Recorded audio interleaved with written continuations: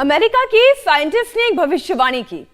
क्या अगले 7 साल में इंसान मौत को मात दे देंगे? क्या 2030 के बाद इंसान जब तक चाहेगा तब तक जिएगा? मीनाक्षी, क्या वाकई अगले 7 साल में लोग अमर हो पाएंगे या क्या मौत को हराना इतना ज्यादा आसान हो जाएगा?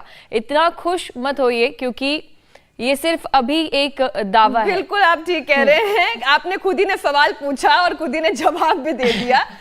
ये वाकई में अभी एक दावा ही है, ज्यादा खुश होने की बात नहीं है। हकीकत अभी से बहुत दूर है। मौत को हराना इतना आसान नहीं है और सच तो ये है कि जो इस दुनिया में आया है उसे एक ना एक दिन तो जाना ही है, क्योंकि सिर्फ आत्मा अमर है, शरीर नश्वर है। इसलिए कोशिश यही होनी चाहिए कि जब तक जिंदा है हम इस शरीर का ख्याल रखें।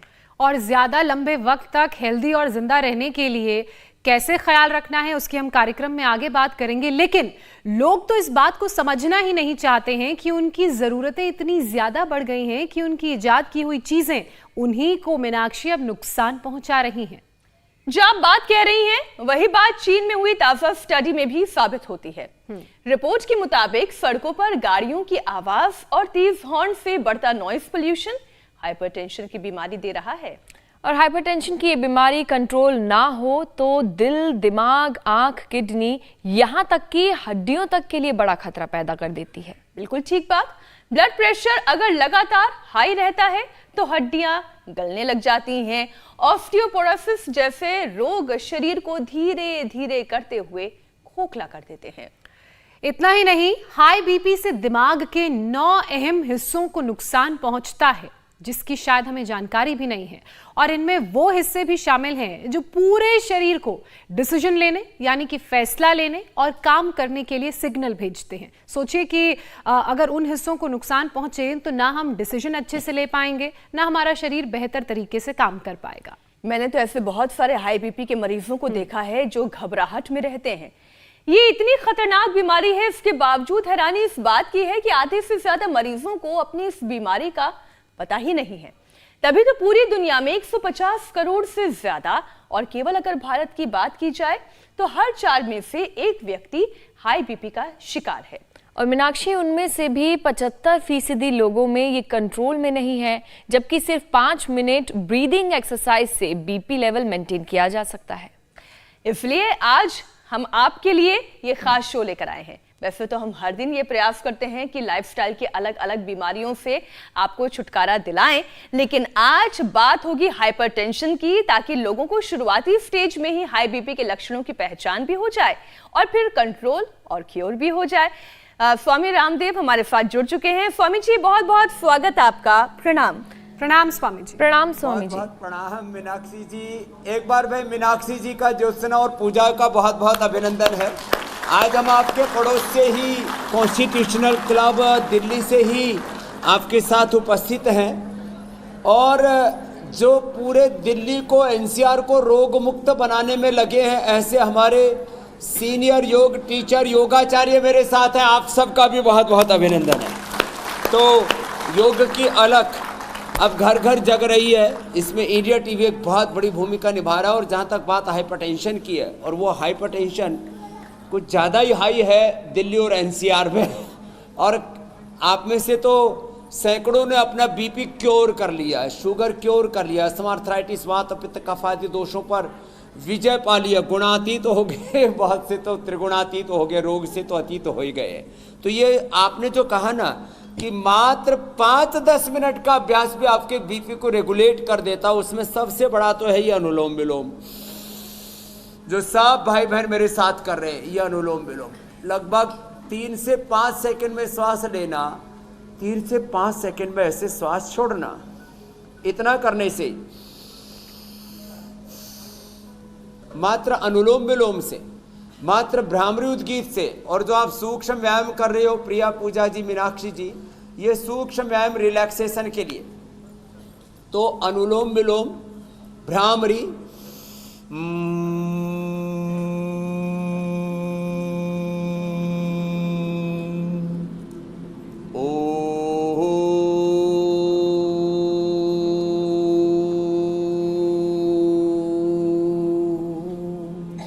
तीन ये प्राणायाम, एक शीतली,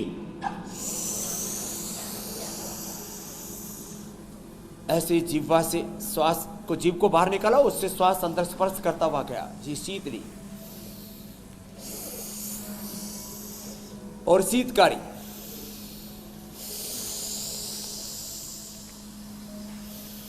ये 5 चीजें बीपी को एकदम रेगुलेट कर देती हैं।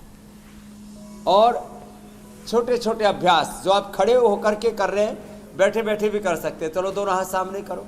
ये छोटे छोटे अभ्यास सूक्ष्म व्यायाम के, हाथों को ऐसे ऐसे करना, ऐसे ऐसे करना, हाथों को ऐसे करना, हाथों को ऐसे करना, ऐसे करना, ये छोटे छोटे अभ्यास। और बीपी बढ़ जाए तो इंस्टेंट रिजल्ट के लिए, इंस्टेंट बेनिफिट फायदे के लिए आइस को कॉटन के अंदर डाल करके, कॉटन के कपड़े में, और स्पाइन के ऊपर मसाज कर दें, एकदम से बीपी रेगुलर हो जाता है। ठंडे पानी से मुंह धो लें, बीपी रेगुलर हो जाता है। सांसों पर मन को केंद्रित कर लें, बीपी रेगुलेट हो जाता है।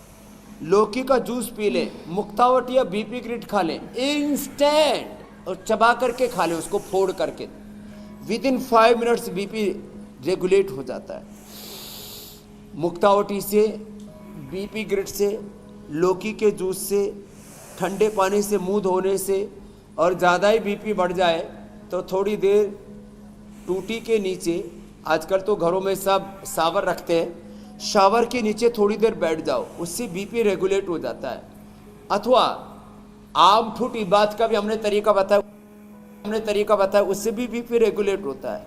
अथवा मिट्टी पट्टी से भी बीपी रेगुलेट होता है। जरा सा मुस्कुराओ, उससे भी बीपी रेगुलेट हो जाता है। जरा आप भी मुस्कुराइए, हंसने के लिए नहीं बोला, मुस्कुराने के लिए। स्वामी जी, तो आप मुस्कुराते हैं, उससे ही बीपी रेगुलेट हो जाता है।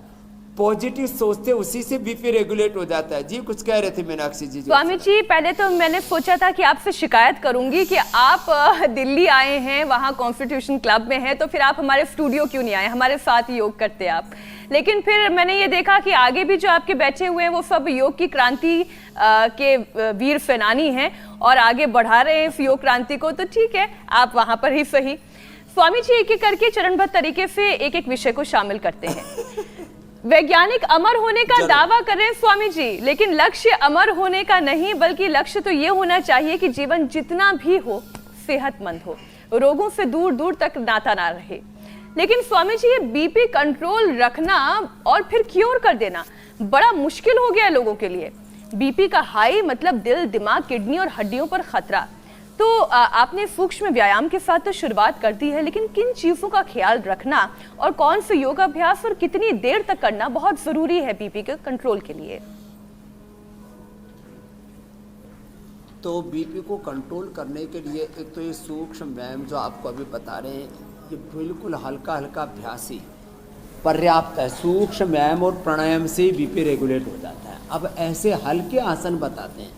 भारी भरकम आसन तो हमने कल करवाए थे हनुमान जन्मोत्सव पर, दंड, बैठक, सूर्य नमस्कार, ये सब।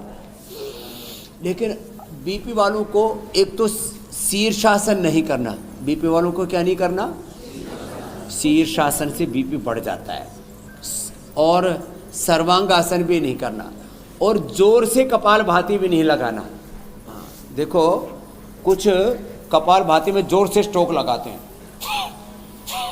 इसको कहते हैं गला फाड़ कपालभाति। एक मेरे पास हरियाणा का आया, बोला बाबा, मैंने कहा हाँ बेटे, बोले बाबा मेरा गला फट गया कपालभाति तय। मैंने कहा कैसे कर रहा है?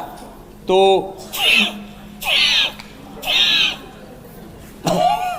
मैंने कहा अच्छा हुआ तेरे छेद ना हुआ। तो ये गला फाड़ कपालभाति नहीं करनी, धीरे धीरे कपालभाति करनी। ऐसे देखो, ये ऐसे 1 सेकंड में 1 स्ट्रोक लगाओ, बीपी कंट्रोल होता है। और यूं कोई स्वस्थ व्यक्ति तो कर सकता है। तो ये 3 चीजों का तो निषेध किया। और इतना ही नहीं, जिनको बीपी हाई रहता है उनको गुस्सा नहीं करना। वैसे तो किसी को भी नहीं करना चाहिए, लेकिन गुस्सा करने से 25-50 पॉइंट तक बीपी हाई हो जाता, ब्रेन स्ट्रोक, हार्ट अटैक हो सकता है। इसलिए जिनको भी ब्लड प्रेशर, उनको गुस्सा, नाराज, कुछ रूठ के बैठ जाते हैं। और ऐसे मुंह चढ़ाते। हमको तो एक्टिंग भी करनी नहीं आ रही। हम छोटे बच्चे थे तभी से, चलो खड़े हो जाओ, नाराज की होना आदत बंद कर होती है दिया था। रूठना। एक बार हमको स्कूल में बोला गया नाराज नहीं होना, तब से हम नाराज ही नहीं होते। ये जो नाराज नहीं होते वो जिंदगी का राज जान पाते। नहीं तो हम छोटी छोटी बातों में कई बार तो बेवजह ही नाराज होते रहते, रूठ के बैठ जाते हैं। गाँव में की भाषा में बोले राशन पानी लेके कोप भवन में प्रवेश कोप कर जाते। भवन, बिल्कुल यही कहने वाली थी, कोप जैसे भवन में हमारे चले NPC गए। साहब प्रसन्न हो रहे हैं, हमारे जो है मुफ्ती समूम कासमी साहब बड़े प्रसन्न हैं। और एनपी सिंह साहब की प्रसन्नता का तो एक राज है, आज भारतीय शिक्षा बोर्ड का पहला परिणाम भी आया, उसके लिए बहुत बहुत अभिनंदन। भारतीय शिक्षा बोर्ड आजादी के 75 वर्ष बाद भारत सरकार के द्वारा बनाया हुआ प्राइवेट बोर्ड है, जिसमें सनातन बोध, भारत बोध, योग बोध के साथ, आत्मबोध के साथ, अपने सच्चे इतिहास बोध के साथ, सारे सनातन बोध के साथ नूतन विषयों का समग्र ज्ञान का समावेश है। उसका आज पहला परिणाम भी आया है और बहुत टफ एग्जाम था। उसमें श्रेष्ठतम बच्चों ने 50% से, माने 50% से ज्यादा बच्चों ने 90% से ज्यादा मार्क्स लिए। इसके लिए अभिनंदन है सबका। पतंजलि गुरुकुलम उसका पहला उसकी प्रयोगशाला बनाया। अब तो हजारों लाखों विद्यार्थियों को जोड़ना है। तो चलो, तो ये प्रसन्नता की मैं बात कर रहा था। प्रसन्न रहो, ताड़ासन करो, एक साथ थोड़ा रुको। तो देखो, ताड़ासन से ही बीपी नॉर्मल होता है। और अब वृक्षासन करो जरा, चलो वृक्षासन करवाते हैं। और मैं देखता हूँ तो में स्थिरता और धीरज भी कितना है। हमेशा उचक पुचक रहते हैं हम लोग, जब देखो तभी उधेड़ बोल, ऐसा नहीं। चलो करो जरा, थोड़ा ठहरो, आराम से धीरज से करना। बहनें तो ठहर गई, ये तो भाई भी अच्छे हैं भाई। करो करो करो जरा, मैं देख रहा हूं तुम क्या कर रहे हो। हाँ, तो ये ताड़ासन, ये वृक्षासन, इसमें जैसी मन की एकाग्रता बनती है ना, तो इससे बीपी नॉर्मल होता है एकाग्रता से। हाँ, और जिसकी थोड़ी एकाग्रता खंडित तो हो जाए, तो जैसे मीनाक्षी जी और ज्योत्सना जी एक दूसरे का सहयोग कर रही है, वैसे उनकी एकाग्रता खंडित नहीं हो तो अखंड एकाग्रता है उनकी।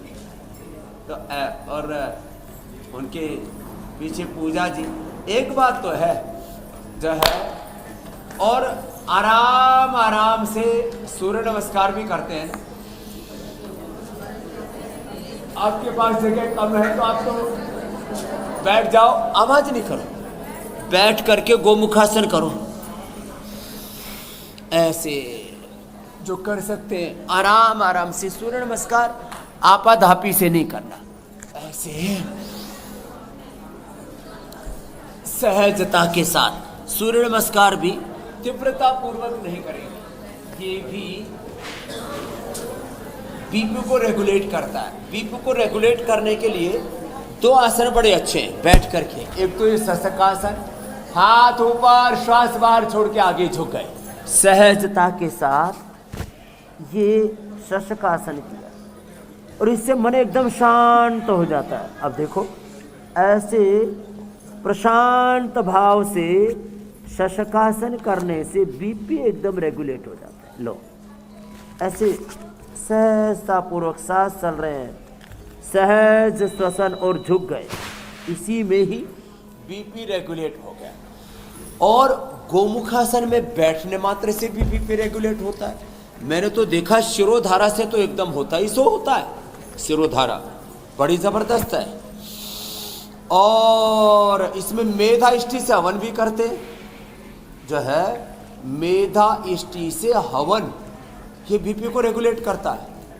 ओंकार गायत्री का जप, भगवान राम, भगवान कृष्ण, भगवान हनुमान, भगवान शिव की जो स्तुति है, जितनी भी स्तुति, प्रार्थना, उपासना, भक्ति करते हम, शरणागति नवधा भक्ति कहते। प्रथम भगति संतन कर संगा, दूसरी रतिमम कथा प्रसंगा, श्रवणम कीर्तनम विष्णु स्मरणम पाद सेवनम अर्चनम वंदनम दास्यम सख्यम आत्मनिवेदनम, जो नवधा भक्ति योग है।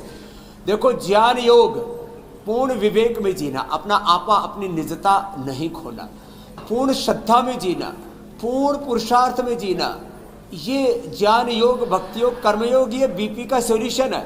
इसलिए जो पहले हमारे पूर्वज ज्ञान के, भक्ति के, कर्म के, पुरुषार्थ परमार्थ के मार्ग पर चलते थे, उनको बीपी होता ही नहीं था।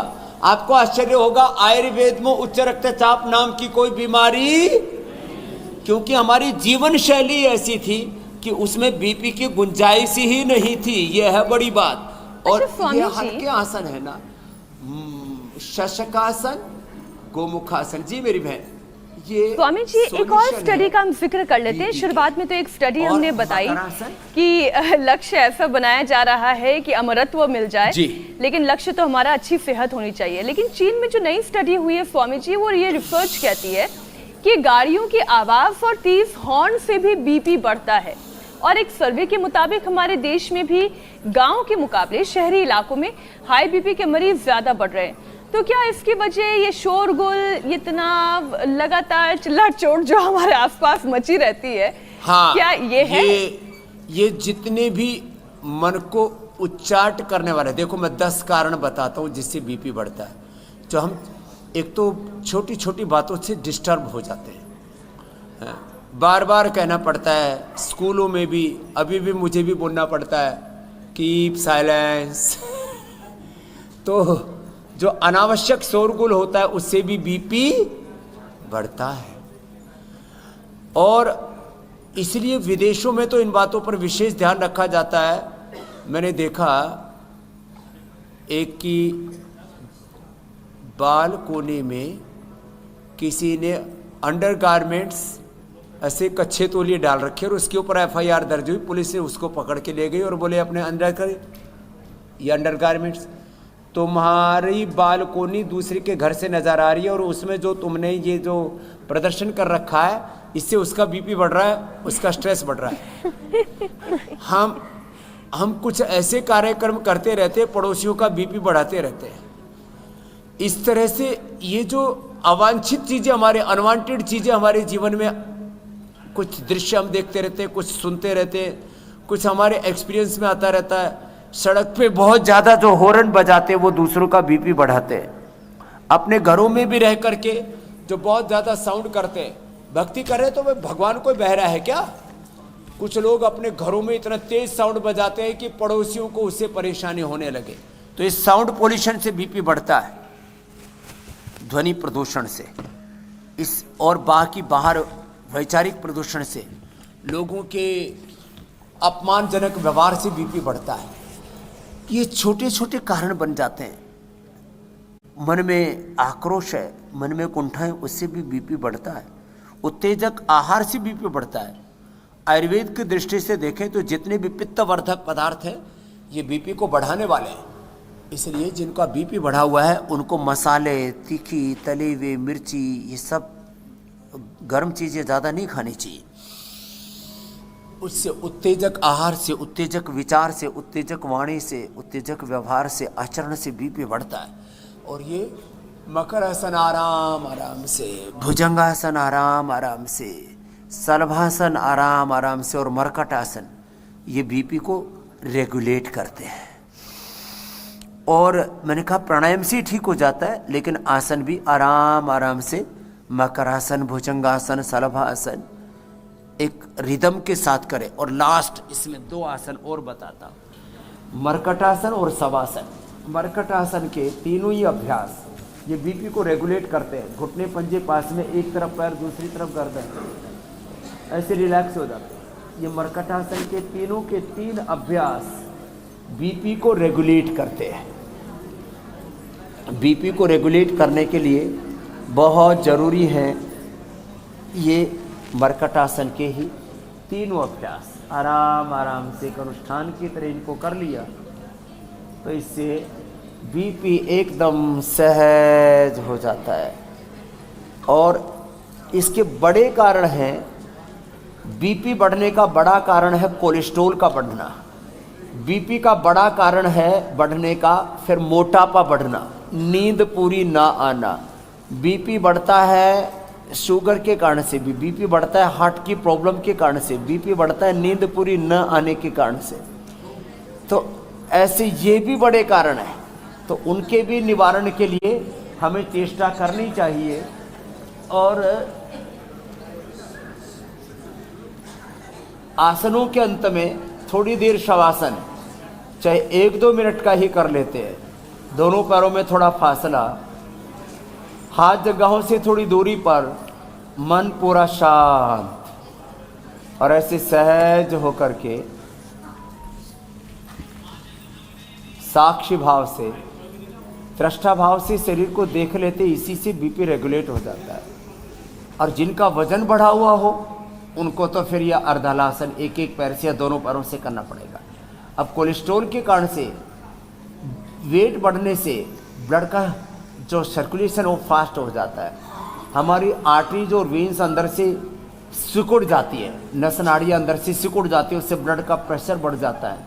जो धमनियाँ जो हृदय की ओर नस नाड़ियाँ हमारी खून को लेकर के आती है, एक लेकर के जाती है, एक वापस लेकर के आती है। तो उनका ही जो नीचे ऊपर का बीपी है वो यही होता है। और उसको रेगुलेट करने के लिए कोलेस्ट्रॉल और वेट का भी कंट्रोल करना बहुत जरूरी है। स्वामी जी, ज्योत्सना जी, मीनाक्षी जी कुछ कह रहे हैं। स्वामी जी, बीपी को, बढ़े हुए बीपी को कैसे कंट्रोल करना है, उसके लिए कौन कौन से योगाभ्यास करने हैं, वो तो आप बता ही रहे हैं।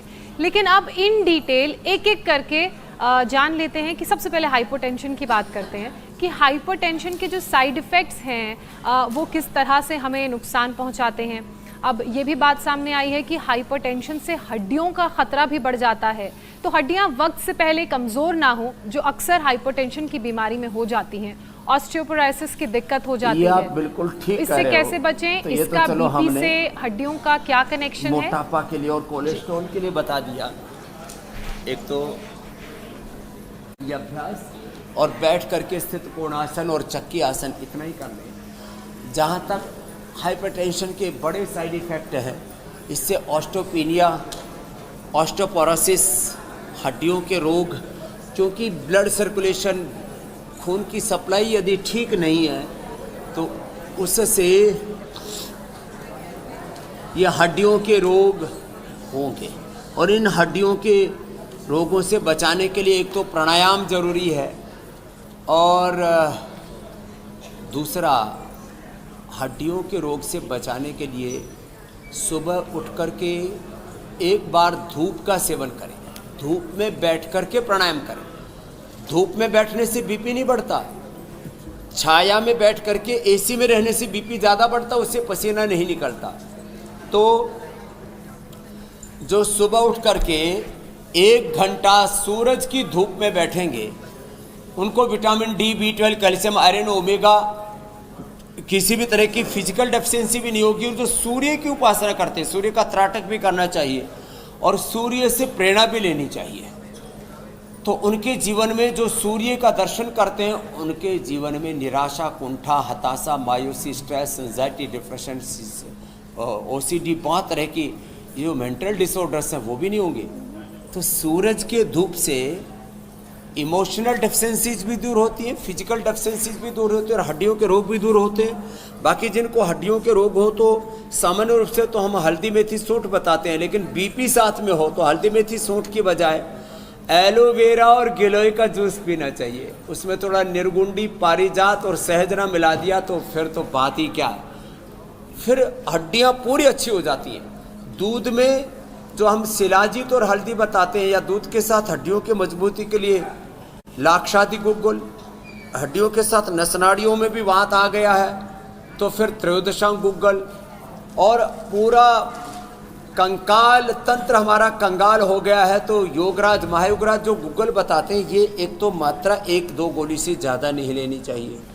दूसरा, ये सारी औषधियाँ सौंफ के पानी से या एलोवेरा के जूस से लेनी चाहिए जिनको हाइपरटेंशन है, तो फिर ये बीपी नहीं बढ़ेगा और उससे हड्डियों की समस्या भी दूर हो जाएंगी।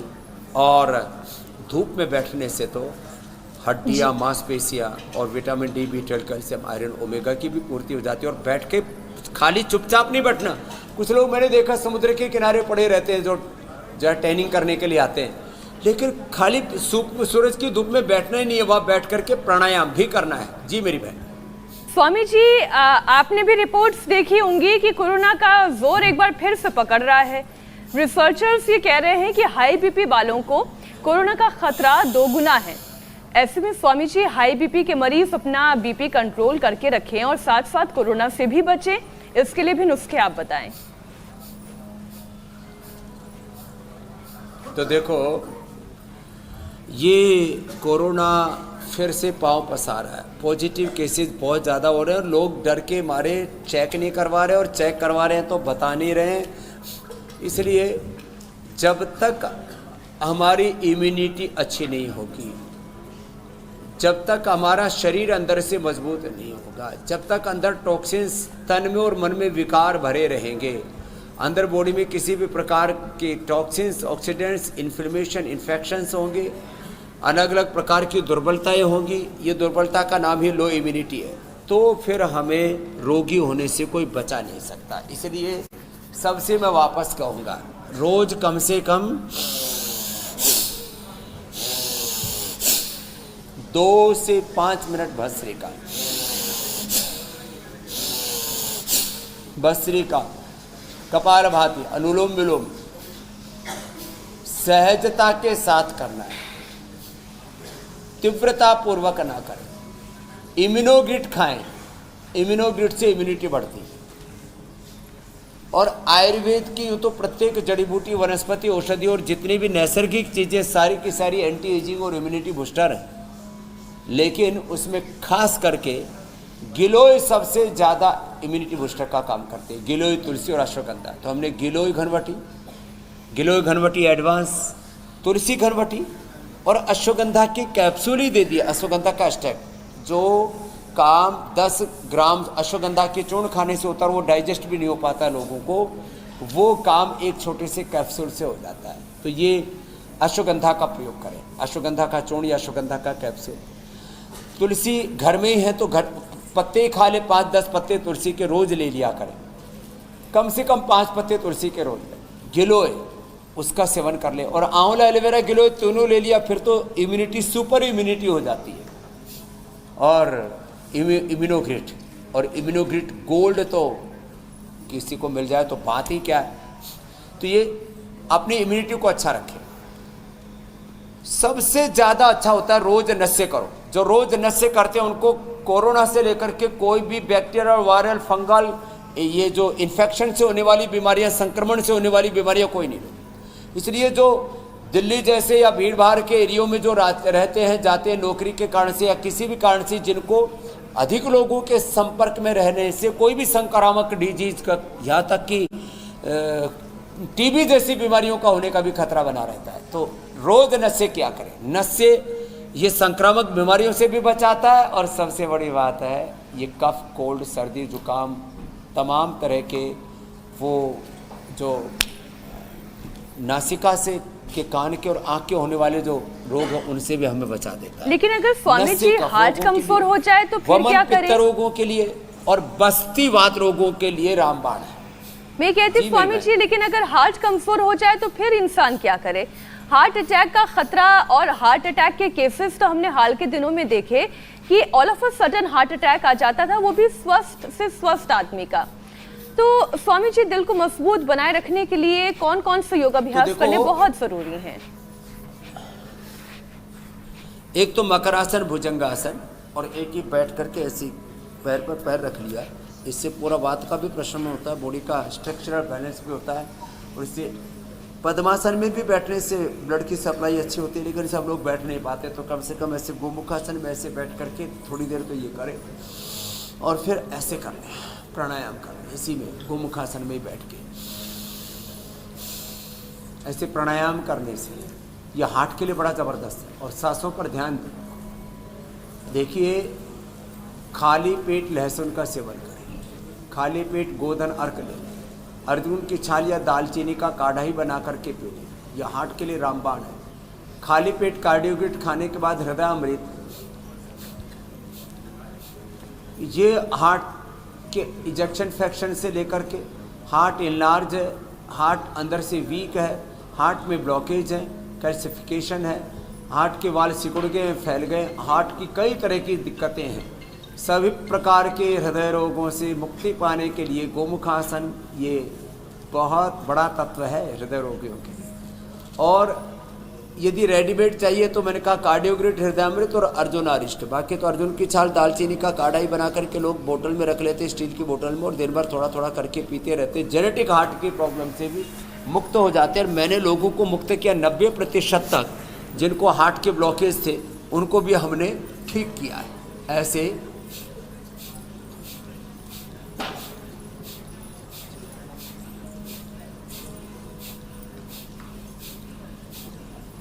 ये स्वामी गोमुखासन जी, और ये पॉइंट भी दबा लें तो ये तो हार्ट के इजेक्शन फ्रैक्शन के लिए बहुत ही अच्छा होता है। स्वामी जी, अलग अलग कारणों से होने वाली हार्ट की समस्या और उनके साइड इफेक्ट्स पर हमने बात की, लेकिन एक परेशानी और है जिसका अभी आप थोड़ी देर पहले जिक्र भी कर रहे थे, बढ़ा हुआ कोलेस्ट्रॉल। और इस वजह से भी हाइपोटेंशन की स्थिति हमारे शरीर में बनती है और फिर हाई बीपी की प्रॉब्लम होती है। तो ऐसे में कोलेस्ट्रॉल लेवल को कैसे घटाएं, कैसे इसे कंट्रोल में रखें और ये दोबारा ना बढ़े, इसके लिए क्या क्या हमें रेगुलरली करना चाहिए? ब्लड थिनर्स के तौर पर बहुत सी गलत औषधियाँ लोग खा रहे हैं और अपने जीवन को संकट में डाल रहे हैं। जितने भी ब्लड थिनर्स हैं, कोलेस्ट्रॉल की दवाइयाँ हैं, ये सब हमारे लिपिड प्रोफाइल, लीवर प्रोफाइल और किडनी प्रोफाइल को गड़बड़ कर दे रही है। पूरा बहुत खतरनाक खेल है। किसी को भी ये ब्लड थिनर्स, कोलेस्ट्रॉल की दवाइयाँ नहीं खानी चाहिए। तो कैसे करें? सबसे अच्छा ब्लड थिनर गोधन अर्क है, सबसे अच्छा ब्लड थिनर लहसुन है, प्याज का रस है, सबसे अच्छा ब्लड थिनर अर्जुन की छाल, दालचीनी है, सबसे अच्छा ब्लड थिनर लौकी का जूस है, सबसे अच्छा ब्लड थिनर लिपिडोम है, लौकी घनवटी है। आप गर्म पानी पी लेते हैं, ये सबसे अच्छा ब्लड थिनर होता है। सुबह सुबह गर्म पानी पी लें और पसीना बहा लेते हैं तो फिर तो जिंदगी में आपको कभी कोई ब्लड थिनर लेने की जरूरत नहीं पड़ती। क्यों लेते हैं ब्लड थिनर? सारी दुनिया को पता है कि ब्लड थिनर्स के बहुत ही खतरनाक एडवर्स इफेक्ट हैं, साइड इफेक्ट हैं। इसलिए जो आज हमने उपाय बताए, इन्हीं का ब्लड थिनर के रूप में इस्तेमाल करें। प्राणायाम करें, कपालभाति, अनुलोम विलोम करने से कोलेस्ट्रॉल रेगुलेट हो जाता है। तो छोटी छोटी बातों का यदि हम ध्यान रखते हैं तो हम कोलेस्ट्रॉल को भी ठीक कर सकते हैं और कोलेस्ट्रॉल के कारण से या आंखों के नीचे जो निशान आते हैं उससे भी बच जाएंगे। वैसे इसके लिए थोड़ा एलोवेरा और गिलोय और साथ में पी लेते हैं और एलोवेरा लगा भी लेते हैं तो ये कोलेस्ट्रॉल बढ़ने से यहाँ भी निशान आते हैं। फिर ये कोलेस्ट्रॉल बढ़ता है, बीपी बढ़ता है तो ब्रेन स्ट्रोक आने की संभावना रहती है। इसलिए रोज अनुलोम विलोम के साथ साथ मेधावटी, मुक्तावटी और बीपी ग्रिड तो मैंने बीपी के लिए बताया था। मेधावटी, मेमोरी ग्रिड, ओमेगा, ये मस्तिष्क के लिए रामबाण है। और रोज जो स्वस्थ व्यक्ति उनको 1 चम्मच गाय का घी जरूर खाना चाहिए। कभी भी जिंदगी में ब्रेन स्ट्रोक नहीं होगा। नहीं तो ये जो है बीपी वालों को हार्ट अटैक के साथ ब्रेन स्ट्रोक के चांसेस बहुत ज़्यादा रहते हैं, किडनी फेलियर के चांसेस बहुत ज़्यादा रहते हैं। उसके लिए भी मैं बस 1 मिनट की बात बता देता हूँ। जिनका बीपी बढ़ा हुआ है उनको मेधावटी या मेमोरी ग्रिड 1 ले लेनी चाहिए, नींद भी अच्छी आएगी और कभी भी ब्रेन स्ट्रोक नहीं होगा। उनको जिनका बीपी बढ़ा हुआ रहता है उनको नहीं तो क्रिएटिनिन लेवल बढ़ जाता है, बाद में किडनी ट्रांसप्लांट और बहुत संकट में पड़ जाते हैं, पूरा परिवार तबाह हो जाता है। मेरे पास लोग आते हैं, बोले जी पूरा परिवार जो है तबाह हो गया, कर्जदार हो गया, 3-4 भाइयों के सारे अकाउंट खाली करके आए हो, जमीन बिक गई। खाली बीपी शुगर की बीमारियों से इतने बड़े उपद्रव हो जाते हैं, लिवर किडनी फेल हो जाते हैं। तो जिनको किडनी की बीमारी है उनको गोखरू का पानी जरूर पीना चाहिए, नीम या पीपल के पत्तों का रस लेना चाहिए। जिनका क्रिएटिनिन लेवल ठीक रखना है उनको जौ का पानी, जौ का आटा, जौ का पानी, जौ का दलिया, ये बहुत अच्छा, वैसे भी अभी गर्मी बढ़ रही है उसके लिए जौ बहुत अच्छा काम करता है। और ये पॉइंट भी दबा लेने चाहिए। ये बीपी के लिए ये पॉइंट है। वैसे तो सारे जितने भी ये टॉप पॉइंट हैं ये सारे हाथों में भी और दोनों पैरों में भी, और ये सारे पॉइंट दबाने से बीपी रेगुलेट होता है। इसमें भी रिंग फिंगर के टॉप पर दबाने से ज़्यादा रेगुलेट होता है इससे बीपी। और एक ये पीछे के चैनल है, ये भी बीपी को रेगुलेट करते हैं। और लास्ट में किडनी का पॉइंट जरूर दबाएगा तो किडनी फेल भी नहीं होगी बीपी के कारण से, ये भी बता दिया है। अब आपका प्रश्न काल होने वाला है स्वामी जी आप मन की बात उसके बाद जानते हैं इससे पहले कि हमें कमांड आए कि अब दर्शक इंतजार कर रहे हैं अपने सवालों के जवाब के लिए, आपने इशारा कर दिया। स्वामी जी पहला प्रश्न नितिन का है। ज्योत्सना, नितिन की क्या परेशानी है? नितिन की दरअसल स्वामी जी परेशानी ये है कि हाई बीपी के ये मरीज हैं और इसके कारण इनका क्रेटिनिन लेवल 1.3 हो गया है। तो क्योंकि प्रेशर पॉइंट्स तो स्वामी जी आपने बताए ही, साथ ही और क्या उपाय ये कर सकते हैं कि बीपी भी नॉर्मल हो जाए और हाई बीपी के कारण क्रेटिनिन की जो लेवल 1.3 देखो हो गया नितिन है, के वो लिए भी ठीक और सबके लिए भी बता रहा हूँ। एक तो नितिन घबराओ मत, 1.5 से नीचे क्रेटिनिन लेवल, वैसे तो 1 से ऊपर नहीं जाना चाहिए, मेरा भी 0.5 रहता है पिछले 25-30 सालों से, लेकिन 1.5 तक भी क्रेटिनिन लेवल है तो घबराने की ज़रूरत नहीं है। बस आप अपने बीपी को रेगुलेट कीजिए मुक्तावटी, बीपी ग्रीट, लौकी घनवटी के साथ, और गोखरू का पानी सुबह शाम पी लेना।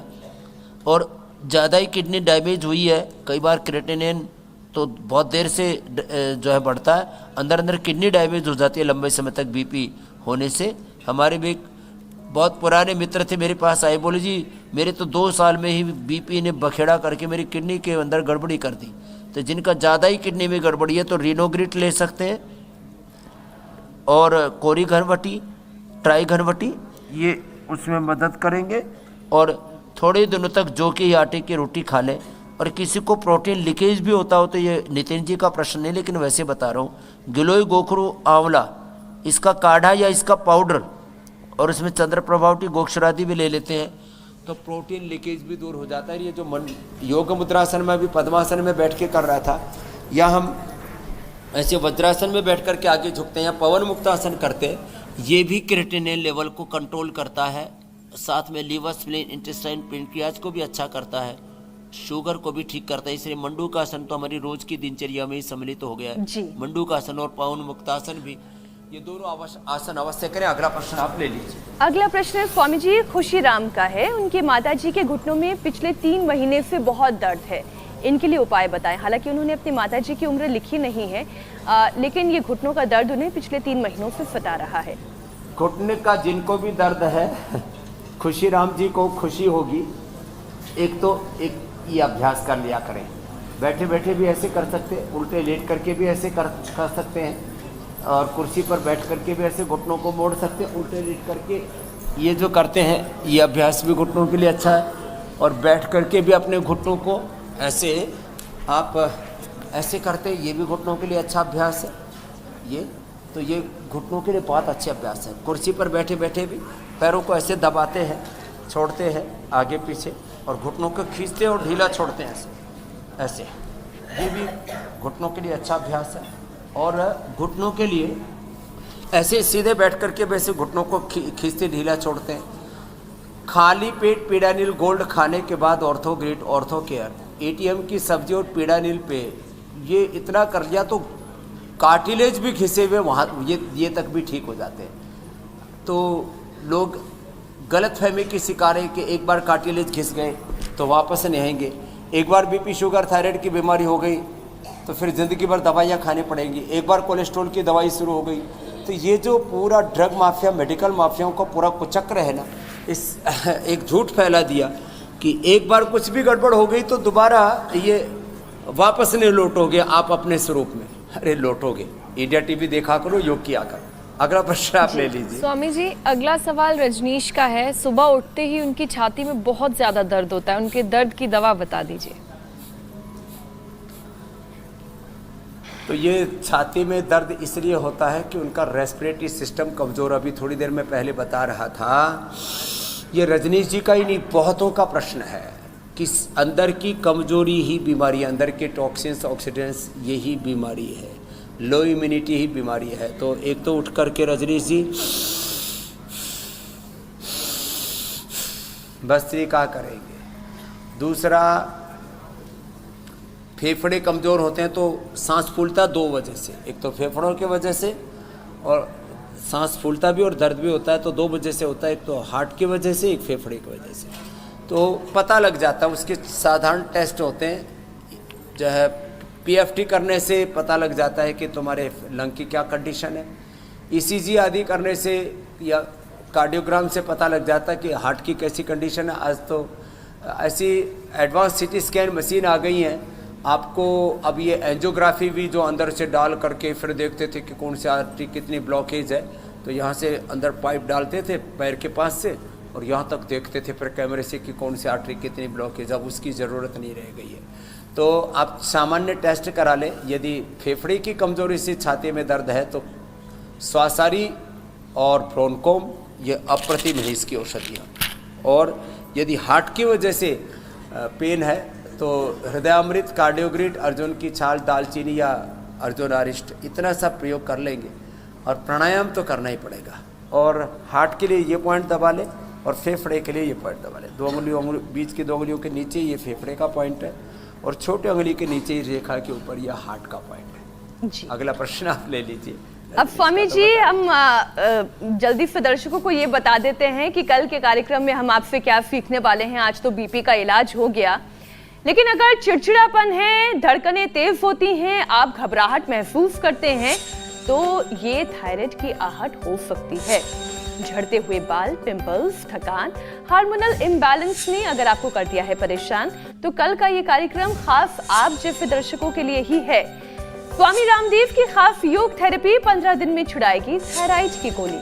तो कल सुबह 7:56 पर हमारे साथ जरूर जुड़िएगा और थायराइड की इस बीमारी से पीछा छुड़ाइएगा। स्वामी जी अब आपसे इजाजत लेने का वक्त हो गया है। बहुत बहुत धन्यवाद। ये बीपी वालों को तो नहीं करना शीर्षासन, लेकिन ये थायराइड वाले जो है, जो कल वाले रोगी होंगे, उनके लिए ये शीर्षासन और सर्वांगासन रामबाण होगा। बहुत बहुत प्रणाम। कल फिर मिलेंगे कासगंज से। बहुत प्रणाम धन्यवाद। धन्यवाद। इंडिया टीवी हर वक्त हर जगह डाउनलोड करने के लिए सर्च करें India TV news Google play store या ऐप स्टोर पर।